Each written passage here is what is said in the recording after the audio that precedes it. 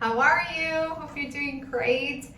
So, wanted to chat with you a little bit on a different topic. I know lately I've been studying the weekly um, messages from the heart. Today, I want to speak a little bit more about the fact that it's Financial Literacy Month.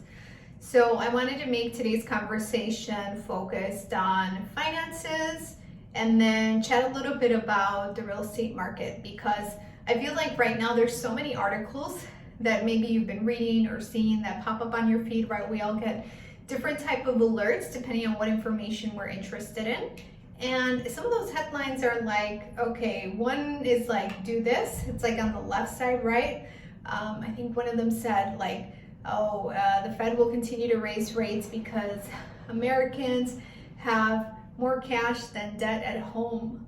I'm like, okay, what's wrong with that?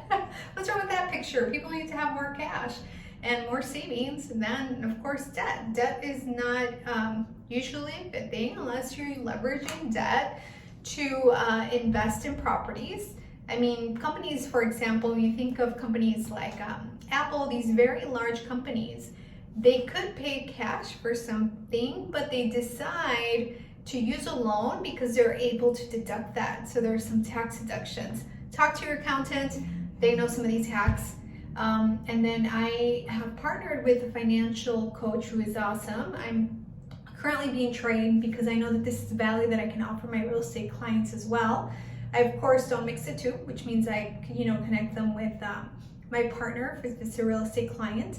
But we're helping clients to look at things like, okay, how do you beat inflation? Because if you have your money in a savings account, it's good to have it there for liquidity. But even then, if you're thinking you're going to be able to go to the bank tomorrow and take out everything that you have in there, the answer is most likely not, because they won't have it on hand or they have to order the money.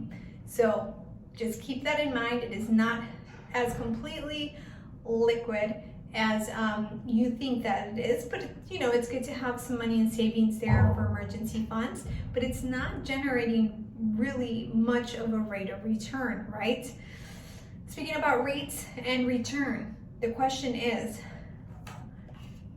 like, let's put on our sunglasses. What happened? It's like you have to, if these were actual glasses where you could actually loop in, but what happened to the rates over this past year?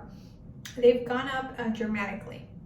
And with that, there is definitely an impact in buying power, which leads me to answer this question, which I've been getting lately, is like, is it a good time to buy right now? And the answer is it really depends on your unique situation, because you need to factor in like, how long are you going to live in the property, right? If I rent, what am I expected to pay for this amount of size and bedrooms and what I'm looking for in rent versus if I were to buy, and you kind of factor everything in. Now, I can't say that, the affordability has actually gone up. It has, of course, decreased. We were running a scenario this morning with the rate increases that have been over the past year and a $350 purchase, right? The increase is about $300, so it's about a car payment. But then again, rents have also increased on average. You have a lot of nice new developments, but that's like an 18% increase over the year with the way that rent prices have gone up. So you have to consider, okay, do I rent? Do I want the amenities? Yes, but am I going to really build equity? So it's all the things that we need to factor. So if you have questions about anything real estate related, just know that I'm going to give you honest feedback. I had someone reach out to me, and ideally they're looking to keep the property. So then I provided some options about keeping the property, and some people that are looking to sell, then I informed them and let them know, hey, if you're planning to sell, now versus later is probably best, just because rates are still scheduled to continue to go up. I do not have a crystal ball, but the way that the Fed is projecting the information, it looks like rates will continue to go up in order to decrease the inflation rate. So in order to decrease the consumer spending. So I am here to help you. And as a gift to you, I want to invite you to an upcoming workshop we have tomorrow. It is a financial workshop that's going to be at 5:30 p.m. tomorrow.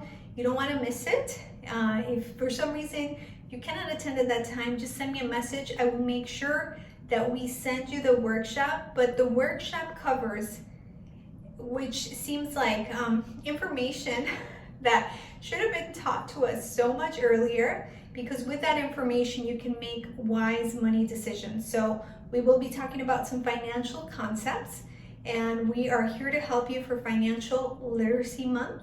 My goal is to make sure that we help at least 10 families. We are doing these workshops, and we are also offering a free financial assessment. Yes, I said free. There is no cost.